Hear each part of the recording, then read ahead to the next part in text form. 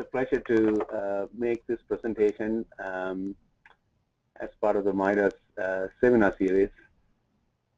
The topic that I chose to share with you today is improving understanding and prediction of camber of pretensioned concrete beams.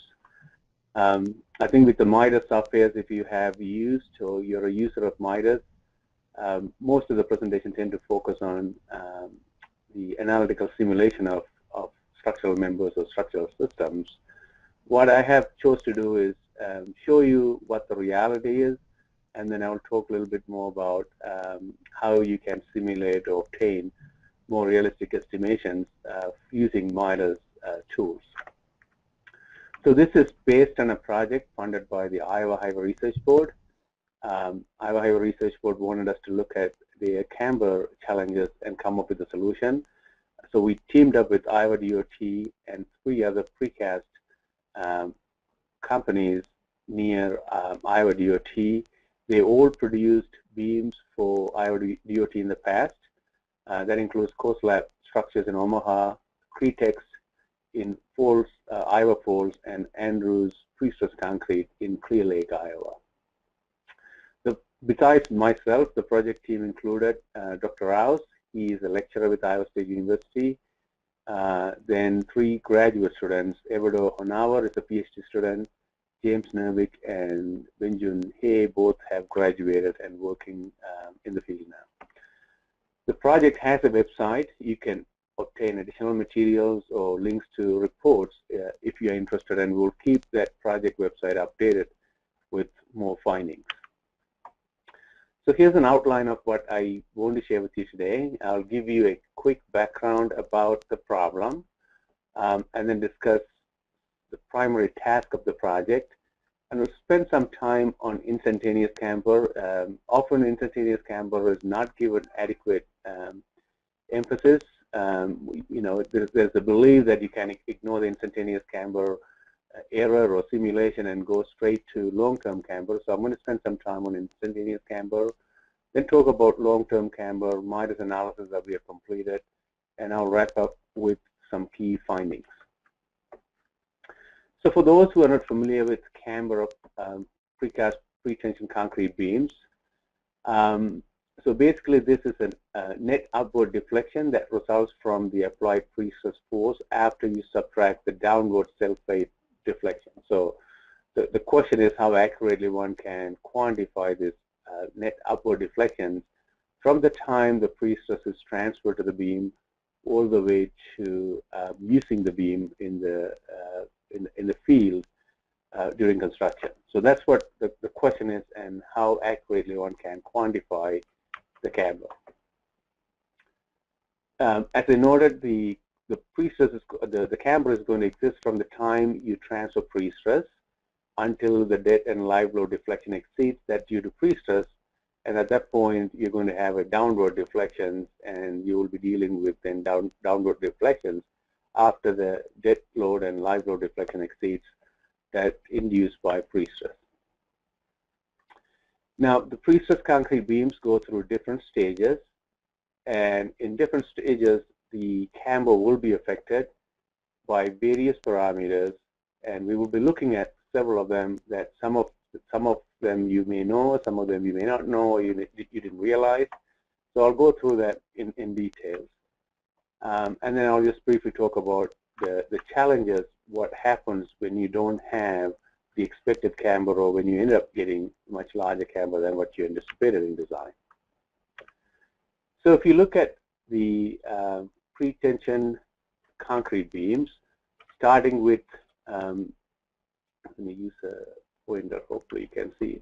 So starting with casting of the beam, within a day or within 1 to 3 days you will release, and you will end up with that's when the transfer takes place. You will end up with the camber at that point. Then the beams get moved to the storage yard, where it may sit for 1 to 3 or sometimes even longer. And after that time frame, you will be transferring the beams to the job site, where the beam will be lifted and put in place.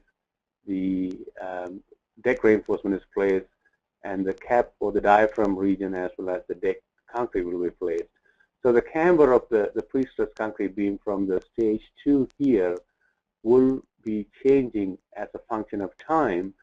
And along with that, you also want to realize there are changes to the boundary condition that takes place, and all of that needs to be accounted for if you want to accurately quantify the camber at a given time.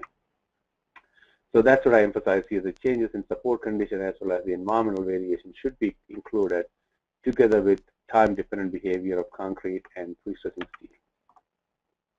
So here's an example of a challenge that you may face in the field, that if you underestimate the actual camber in the field, what's going to happen is that the gap between the deck profile and the bottom of the top of the beam will be large, and if that gap is more than a certain dimension, then you are required to put additional non-pre-stress reinforcement as shown here. So this reinforcement needs to be placed so that the concrete sitting here can be connected with the deck concrete. So this is where the haunch thickness is going to be dictating as to whether you need an additional reinforcement or not, and this one shows the additional reinforcement that you will be placing.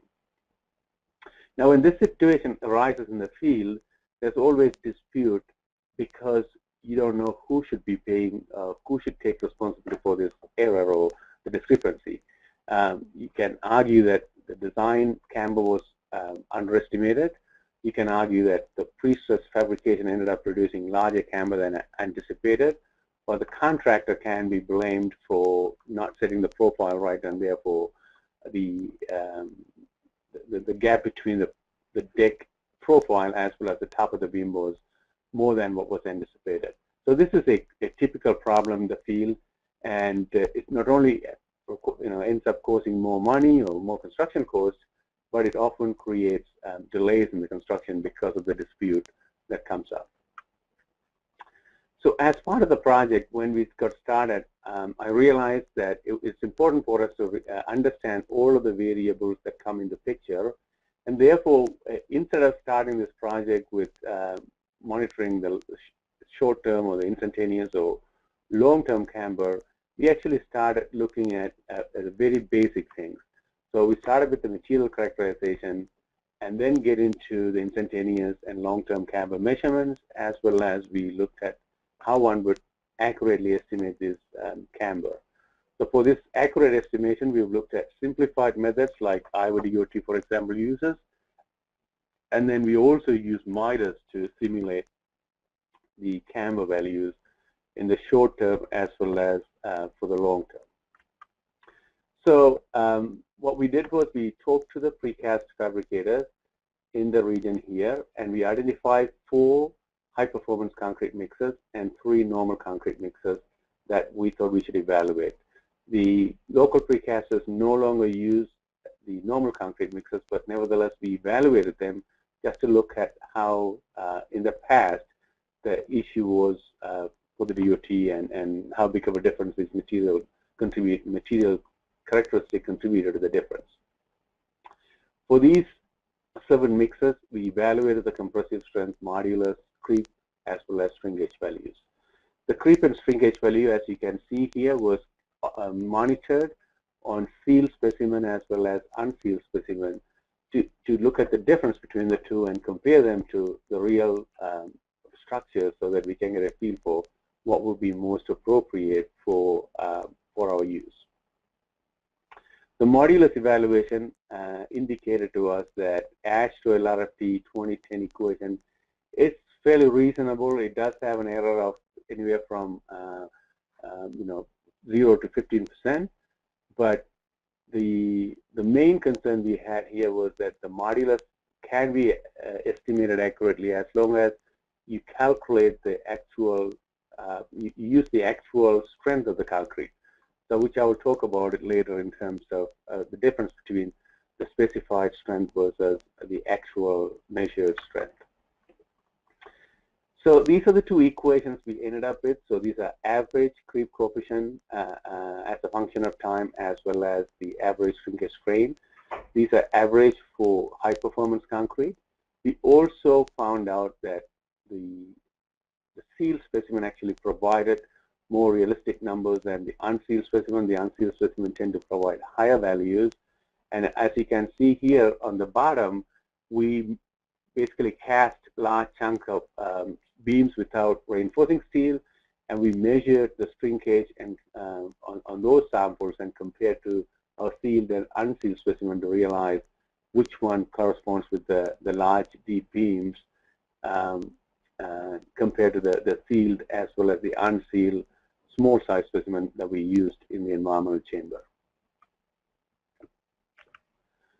Okay, so I'm going to now start looking at the instantaneous camber. The measurement for the instantaneous camber is typically taken with respect to the bottom of the with respect to the precast bed. The measurement could be taken as shown here to the bottom of the flange, or it could be measured to the top of the flange. We observe that most often the bottom is used as a measure because you have a much smoother surface, and therefore you can measure the camber more accurately. When you use a tape measure, often the actual camber was recorded to the nearest 1/16th of an inch. So if you look at what people have recorded, so this figure shows what we were able to gather historically. So we went back and looked at, with the 3 precast plants, for each of the beams they produced, what was the design camber or the predicted camber versus actually measured by the precast concrete fabricator. And if you look at the difference versus the beam length, you can see that it's all over the place. So even it doesn't give you any indication that when the beam is shorter or longer, you are getting a better response or not. Whether you are over predicting or under predicting, it seems to go in both directions. So this was a concern starting the study because we know that there is the discrepancy between expected and measured are large, and then even if you take one particular type of beam, the measured values is sometimes over predicted, sometimes under predicted. So it was a concern that we felt that something is not right in terms of how the exercise is done. So we decided, so the data that you just seen is for nearly 1,000 beams. I think it's over 1,200 beams that we collected data from their record. But then we decided that we're going to collect data on our own, independent of what the precasters were collecting. So for this purpose, we actually deployed a rotary level. We measured up to, again, 1/16th inch accuracy at 100 feet distance. In addition to that, we also used string potentiometers on number of beams to look at the actual displacement more accurately. So here we were able to get displacements as accurate as up to 0.015 inches. So that was obviously giving us a better reading, and so we thought we should collect this information in addition to the rotary level. So the rotary level was used on about 110 different beams. The string potentiometer as shown here was measuring typically the top flange at number of locations, and then we would also measure the deflection of the bed to make sure the bed is not moving as you release the prestress and transfer the actual sulfate to the bed at concentrated points. The camber measurements with the rotary level was basically, we continued that effort during the storage phase when the beam was transferred to the field, and all the way to completing construction of the bridge. And even after casting the deck, we did measure and make sure that there's a continuous trend that we can pick up from some of the girders that were used in some of the projects here in Iowa. Okay, so I just wanted to show you what we learned by doing measurements more accurately during release of the prestress force. So here is a beam. That cross-section is shown here. The beam was basically had strands at the top as well as the bottom, plus we had some hop strands, We let the precasters to do what they normally do, but we monitored everything throughout. So you could see the top strands were first released, then followed by half strands. Release began, the half strand release completed. So sometimes they start with one strand and go through and finish all of the strands. So you get a number of them, all of them were released within this span of time. Then they started releasing the bottom strands, and that's when you start to see the camber growth taking place. So when the bottom strands, up until then, you can see there's not much gain in camber is seen. When the bottom strands got released, and this is the end of the bottom strand release, the camber grew significantly. So that's what the camber you're looking at. There are two other interesting phenomena that I want you to observe. One is the bed actually deflected downward, which typically we don't account for that. So there's a bed deflection that's taking place here. And then we also realize that after the beam is released, the beam was sitting on the bed. There was a friction between the beam and the bed that was being slowly released, and that means the camber was growing as a function of time even afterwards. Now, at this point, we lifted the beam and put it back, and from that point onwards, the beam camber remained constant. So you were able to get rid of the friction by just lifting it and putting it back, and then you can see that it remained constant as shown here. So what's interesting here is that if somebody is measuring camber at that point, they would have measured, as soon as they release the bottom strand, they would have measured and gotten a value somewhere here. They would have neglected the bed deflection. They would have neglected potential increase in camber due to friction, or in other words, the friction was actually providing resistance. So the full camber, the instantaneous camber, has not been realized. So there are two things that we picked up that has not been considered as issues in the past. One is the bed deflection, the other is the friction. So here's an example of various bed deflection that we measured. In most cases, the bed deflections are small. The actual magnitude of the bed deflection actually depends on where on the bed the beam is positioned, and obviously if it's a longer bed, if the longer beam, heavier beam will increase the bed deflection. That's a typical trend. What I want you to observe is that the bed deflection in some cases exceeded quarter of an inch. So when you get to quarter of an inch and you're talking about measuring camber to the nearest 16th, you could see that the quarter inch becomes a significant number. Now here's an example of one beam that you can look at how the numbers add up. So the predicted camber for this beam was about 3.2 inches. That's what the design drawings called for. The plant measured and reported 2.5 inches. We independently measured and we came up with 2.52 using a tape measure. So what the precaster reported is a fair number if, because we're looking at the same number with a laser level. Now, if we accounted for the bed deflection that we captured in this, as well as the friction, we ended up with 2.88 inches, and the string potentiometer actually ended up with close to 3. Now, if you look at that 3 inches of displacement with the 3.19 expected, they are pretty close numbers. But you look at the 3.19 with 2.5 without the friction and the bed deflection, that difference is getting close to 3/4 of an inch just in the instantaneous value. So that was a concern in terms of, who to blame when you have that much difference in the instantaneous.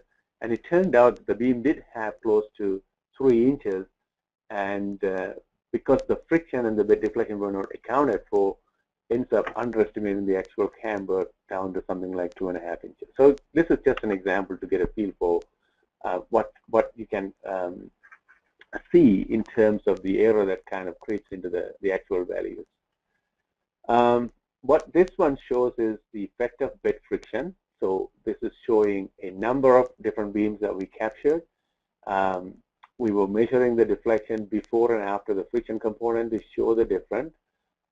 So after the beam release and after you lifted the beam and put it back, so the blue line tells you that each and every time your growth in camber because you're lifting and putting it back, and that helps you to alleviate the friction between the two. We obtain as much as 5/8 inch of displacement, so again a significant number, or in some cases that was equivalent to 25% of the total camber that was measured. So the error that comes from the bed friction is also a significant amount that needs to be accounted for. We also observed and quantified some of the other variables. So here's an example on the left side. You see uneven surface along the top line. So this is, we're looking at the uneven surface across the beam.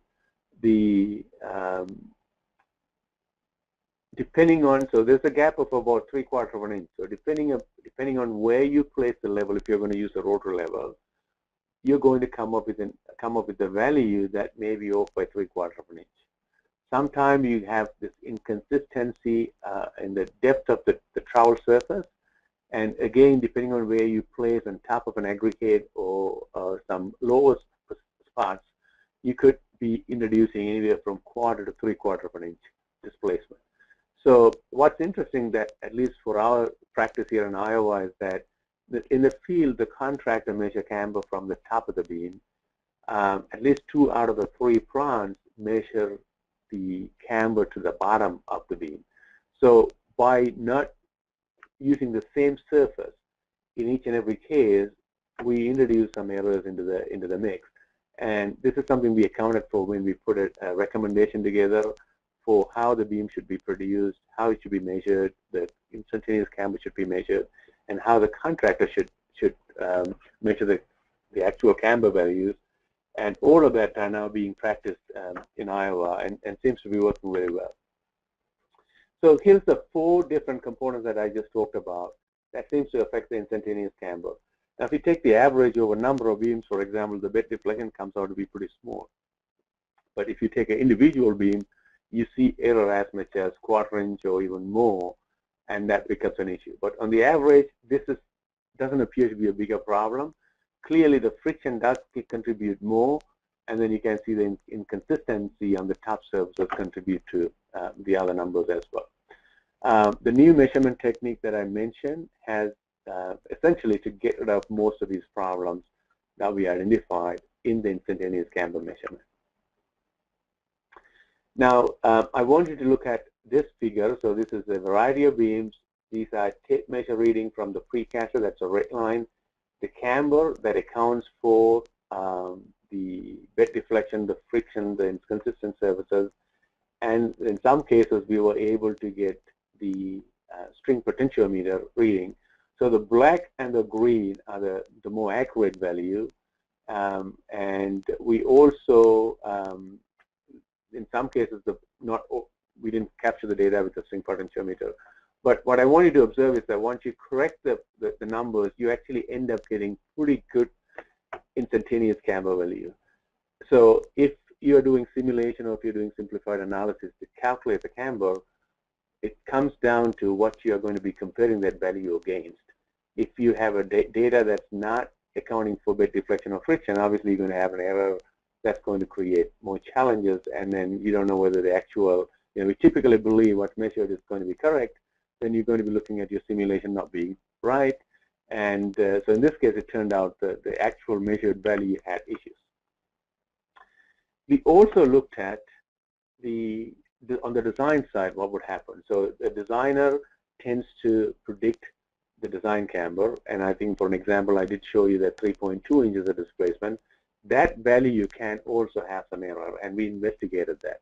The errors for that calculation can come from the assumed modulus of elasticity, the design versus the actual pre-stress forces, the amount of pre-stress losses that you accounted for. In most cases, we don't account for the sacrificial pre-stressing strands, and if you don't account for it, that obviously is going to give you a different camber value. The transfer length that you assume, as well as whether you use section properties or cross section properties, transform section properties or cross section properties, will dictate. Now, we actually looked at all of these various components and came up with a series of recommendations for the Iowa DOT to use what we think is appropriate. And so, for example, we did recommend them to use the ASH to LRFD design equations, LRFD 2010 equations for calculating the modulus of elasticity, with one change to that, which I will show in the next slide. We ask them to account for more realistic pre-stress losses and where that number should come from. And then you could see that for transfer length and the section properties, we made appropriate recommendations. So here's another piece of useful information that you may want to pay attention to. If you look at the release strength by the precasters versus the measured, the measured release strength that the precasters check to make sure they achieve the desired number versus the designed release strength that you assume in design, they're not the same, obviously. If you look at, so we looked at for a number of beams, what was the specified release strength in the range of 4,500 to 5,500. And in that case, we found that the release strength by the precasters tend to be as much as 40% higher than what was anticipated in the design. So the fact that you're going to have a higher concrete or higher strength concrete, increased modulus is going to reduce your camber, and this itself will introduce an error that needs to be accounted for. If you specify in the neighborhood of 6,000 to 85,000 high performance, high strength concrete, we found the release strength tend to be about 10 to 12% higher than the expected or the specified release strength. So that's a big difference between the expected versus the actual values. Now, on the figure here, I'm showing the percent of design release camber versus the percent increase in F prime C. So if you are off by 40%, you're looking at the percent of error that comes into the camber is about 14–15%. If the error is about 10–12%, you're looking at 4–5%. So it does make a difference what you specify for the beam and what the actual strength of the concrete. So one recommendation, one recommendation that we made to the Iowa DOT is that when they use this particular equation according to AASHTO, which is this expression here on the left, you will be using the measured strength or expected measured release strength rather than the specified strength to get a more realistic number for the actual camber. With this modification, that 3.2 or 3.19 to 3 displacement that camber values that I compared becomes very close to one another, and you basically able to get what you're looking for here. Okay, with that, let me just move on to the MIDAS simulation that we have done. So the MIDAS has several features that we were able to use. So that's one of the reasons that we picked MIDAS for this particular study. So I talked about the section properties. When you do a simplified, you do gross versus the transform properties. So you can certainly account for the transform or equivalent section in the MIDAS analysis. If you have half tendon profiles, sacrificial tendons, we were able to position them as we did in the field. The transfer of pre-stress was accounted for. This was assumed. A transfer is what was used, and we followed the AASHTO recommendation. I have not spent much time in this, but I will be talking about this. There are some cases that support condition changes. So if the beam is stored in the precast yard, it will have one support condition. Transfer to the field will have a different support condition, and you can account for that in the MIDAS analysis fairly easily. The creep and shrinkage effects to bring in a time-dependent growth in camber, you can account for this. So in this case, remember I mentioned that we developed our own creep and shrinkage equations for this region, and we ended up using that particular model for this simulation. You can account for stage construction because the boundary condition changes, and therefore I can account for that in the analysis. And finally, that if you are concerned about thermal effects, which I will talk about it soon, you can also account for that in the MIDAS simulations. However, on the right side, I'm showing that the measurements, there may be issues. Your MIDAS results may not reflect the reality. It may be because you have variations in the measurements, because there are some errors coming to the measurement. We talked about that. The material properties may not be reflected accurately, so you may want to pay attention to what would be the more realistic material characteristics that you want to use. And then if you have complex thermal gradients, it will be difficult to model with the current capability.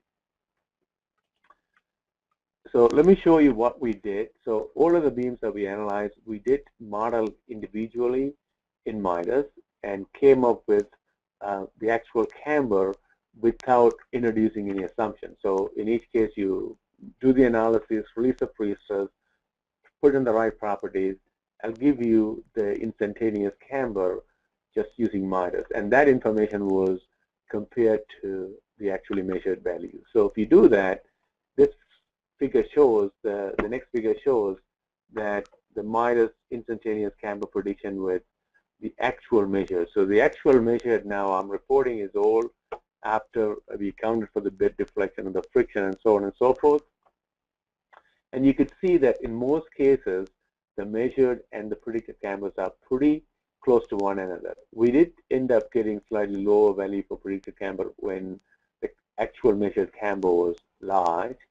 And then you also see the bars indicating the error, the fluctuation for a given type of beam, which is basically indicating that you're going to have some variations because the material behavior, the properties that you're seeing is not going to be perfectly the same, and that kind of reflected. But on average, the MIDAS actually captured the instantaneous camber pretty accurately. Even the simplified model with the modification that we made, so any modification that we came up with for Iowa DOT is based on what we learned from MIDAS, so that they can get more realistic numbers from their simple calculations. So those are the modifications that we made to the Iowa DOT.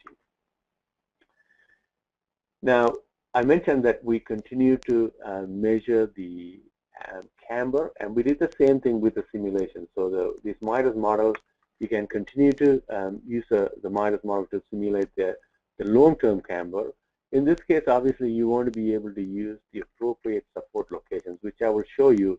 It's not a constant value for any given beam or for any given precaster. Here's the MIDAS accounts for creep and shrinkage. So they have the models. You can use the existing models, or you can specify, which we ended up specifying what model we wanted to use based on our measured behavior. We also accounted for steel and concrete relaxation. We're doing a separate study for Caltrans, which has a heavier component for relaxation, as again using MIDAS. But in this case, the concrete relaxation is not very significant, but it can be accounted for in the analysis. So basically, the MIDAS deploys a time step method. The total strain is calculated assuming the contributions from the elastic, the creep strain, the shrinkage strains, as well as thermal strain if you include the thermal effect.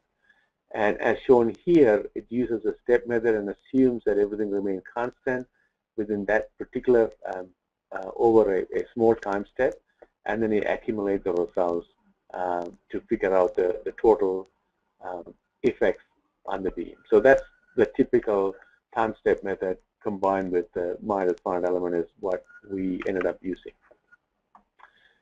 So we're shifting gears and looking at long-term camber and what we learned and what we saw from the field.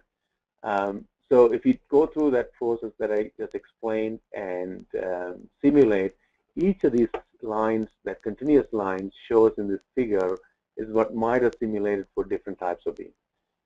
Each of the dots or the symbols that you see here is what was measured for different types of beams. So you can see the beams anywhere from C10 all the way to BT145, giving you different cambers, and clearly it shows we did get good match with the instantaneous camber. Now we don't have any control over the long-term camber. We don't see a good trend. There's a sudden drop in the actual camber in the MIDAS simulation, and that comes from change in support location, and that's what's reflected in most cases. So then the question became, where did these errors come from now in the long-term camber? So we investigated into these issues and realized that there are two additional sources that one needs to pay attention to. One, as I said, is the support locations. So here are 3 different examples shown here, how we found the beams have been supported. And it comes down to what overhang length that you use for the beam. So you may, in some precasts, use just the overhang length of equal to roughly the depth of the beam. In some cases, they have a continuous piece over a 4-foot segment, maybe supporting the ends of the beam over anywhere from 0 to 5 feet. In other cases, we found that the overhang was less than or equal to about 5% of the beam length. So there's no consistency, and in some cases, we find that in a given plan, you may use different ways to support the beam. Now, this particular component does add confusion or does provide changes to the actual camber. So if you look at the long-term camber as an issue coming from the overhang length, you could see that what we learned is by measuring the overhang length, there's no constant value. The overhang length varied anywhere from 5-10 inches all the way to 7 feet. So this issue was a concern, and what we did was we actually corrected that by running MIDAS analysis with appropriate support location that we found versus assuming zero support location, zero overhang length, and that helps us to realize the difference between the two, and that's something we accounted for in the analysis. The second most important thing that we found for the actual camber during storage is the thermal effects. So it's an interesting figure what you're seeing here. It's the red line is basically showing the temperature variations over a 24-hour period. So this is again measured using string potentiometer. You have the string potentiometer giving you the changes to the camber the camber values, and we are measuring the temperature gradient, basically the temperature difference between top and bottom.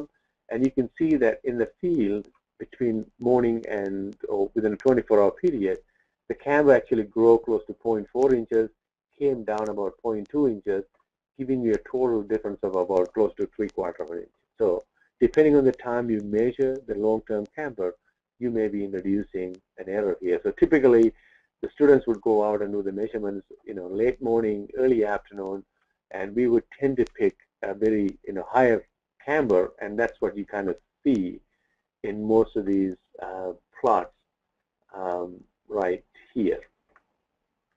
Okay, so let me go back to what we then did. We actually measured this for a number of beams. We then measured this thermal issue. And thermal issue also, we found that it depends on whether you do the measurement in summer, winter, or fall.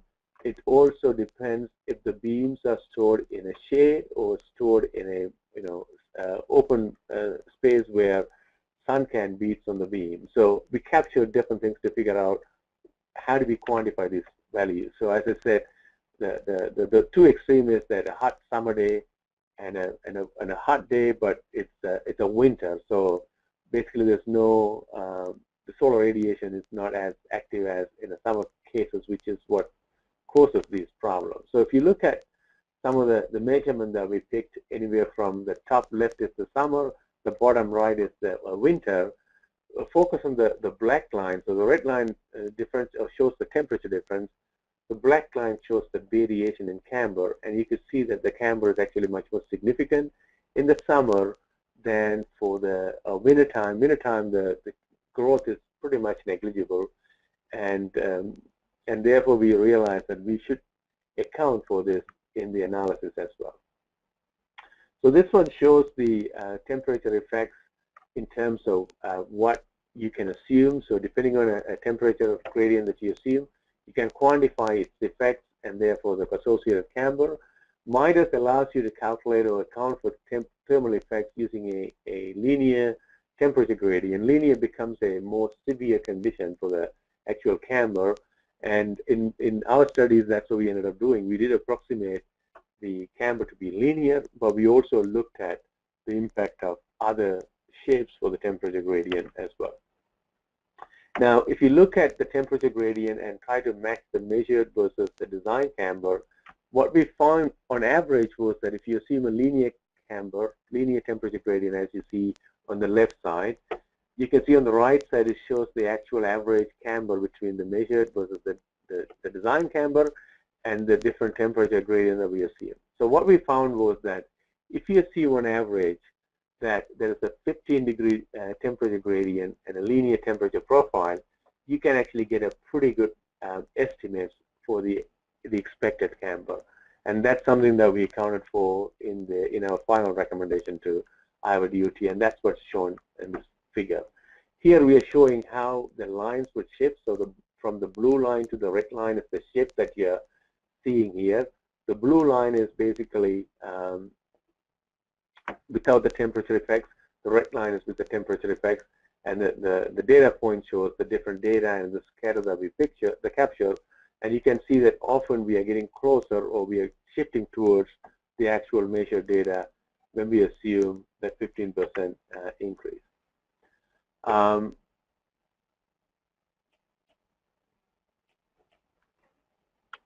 So now we are seeing, I think you're able to see the screen. So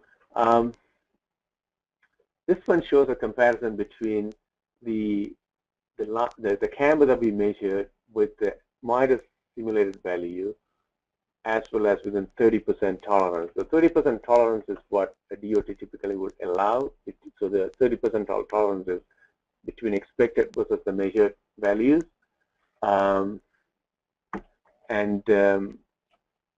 the left side, you're seeing how well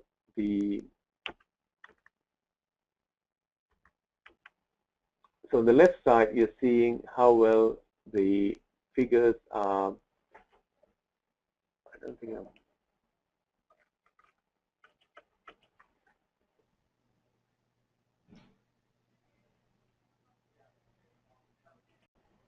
You're seeing it now, right? Yes. Okay, good. So this one shows the comparison between without temperature effects accounted for in the analysis, with temperature effects accounted for in the analysis. So you could see that we were starting with an average error of 8.6% when you don't account for the temperature. When we assume that 15-degree temperature, we were able to bring that the average data back to the 45-degree line, so that your average stays the same, so that you have this plus minus 30% tolerance to account for this 10% error. Otherwise, the data gets shifted towards one side, and then you lose tolerance because your average is not really matching the 45-degree line. So that's something that we were able to do in this case.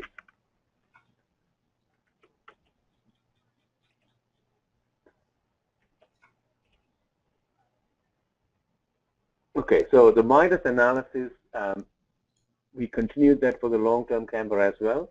And the long-term camber, what happened was that we were able to model, we were able to change the boundary condition. So in MIDAS, you can specify different stages, and then specify the different boundary conditions for each and every stages.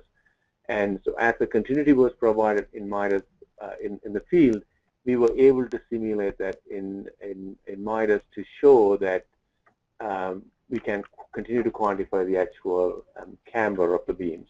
So this one shows that after the deck is placed, we assume a tributary area, and all of the beams are locked in place at that point after the casting of the deck. And if you look at the response that we picked up from the MIDAS analysis, you see that how the instantaneous camber takes place, and that's a typical example of the measured MIDAS measured value versus the MIDAS response. That your camber grows, your deck gets cast at this point here around 140 days, and then the transfer of the self-weight, and then afterwards the change in camber is pretty much minimal, but there's small growth as a function of time, and this variation is something that we captured for a number of bridges as part of the particular project as well. Now, to wrap up the presentation, I'm going to just spend a couple of minutes talking about the multipliers that we came up with. So the multipliers is something that the DOTs tend to use. They use a multiplier that will be used to multiply the instantaneous camber to come up with what would be the appropriate long-term camber. So what we ended up using was that we used series of MIDAS simulations for all of the beams. Then we know that instantaneous camber was accurately captured by MIDAS. We used these results to come up with suitable multipliers for the Iowa DOT to use. The way we came up with this, first we looked at the multiplier for different beams individually as a beam type. So here, if you look at just the age versus the multiplier, this is what we were able to get from the MIDAS analysis. But IODOT was not keen to use different multiplier for different types of beam, and then we came up with an average multiplier. We also looked at the multiplier for different time frames. So if the beam is only 0 to 60 days old, what would be an appropriate value? 60 to 180 and over 180. We also, on top of that multiplier, we introduced a temperature gradient multiplier that's known as the lambda T, and this multiplier was established assuming a linear temperature gradient at 15-degree profile, or the temperature gradient for that analysis, and we came up with a multiplier accordingly. At the end of the day, we were able to provide two sets of multiplier. One is assuming a 0 overhang. In the other case, we recommended that every precaster use overhang distance of L over 30, with L being the actual length of the beam. And with those assumptions, everybody can operate either with the L over 30 or support the beam with almost 0 overhang. I'll show you how the results came together. The long-term multiplier, so from a research point of view, actually looked at a number of different multipliers. That's what's shown as M1 through M6, M6 being the current IODOT practice. The multiplier used as a function like we have specified, or assume a 0 overhang, average overhang, or instead of the theta multiplier, we also gave them just one multiplier with 0 overhang, regardless of the beam type and the time, because we know the average time that's being used, so that's been used to store the beams in the precast yard. So we came up with different numbers. What you see on the bottom left is the average error that we see for the measured minus the design camber. So you can see that the average value in the first 2-3 cases, we are able to reduce the average value pretty significantly. The second one is what we recommended, with the 0 overhang, brings the average down to about 0. If you look at the percentage of, so the measured camber minus the design camber as a percentage within plus minus 1 inches of limits, because that's the typical that you don't need to provide any additional hoist reinforcement. You could see that on average you should be able to achieve that at 93% of the time if you were to use the adjusted data with the overhang or set of multipliers that we recommended with 0 overhang. If you choose any other method, obviously that average is going to drop somewhat, but it's up to the DOT to decide which number to use for their studies. So to wrap up, let me just summarize some of the key findings. So the camber estimate is significantly affected by basic material properties. That's pretty obvious. The EC is something very important because there's a big difference between what is specified and what's measured in the actual precast plant. The instantaneous camber is often inaccurately captured due to the construction practices and the measurement technique used at precast plants. As I said, we do have recommendations that any precaster or any DOT wants to implement. The report provides a fairly straightforward procedure, and all of the plants here are utilizing it. When compared to the accurate instantaneous camber measurements, both simplified method and MIDAS produce good predictions, provided that you use realistic modular values. The long-term camber measurements are significantly affected by two variables. One is support location, and the other is a solar radiation. The accuracy of the multiplier is often compromised due to errors in the instantaneous and long-term camber measurements. So, there are multipliers recommended out there for use, but when the actual measured values have problems, these multipliers tend to not do a good job. So job to job, you may see significant variations, and it's not clear which one to use. The MIDAS finite element models provided insight into the effects of support locations, the solar or thermal effects, and change in support conditions as a function of time, and all of that are used in terms of developing the realistic design multipliers that we came up with. The final slide basically shows a couple of reports that came out of this project. The first one is basically our study, going through all of the details. The second report is basically the data set of all of the data that we collected. They're available from the project website or the researchgate.net site. You could download them. So that's all basically I have.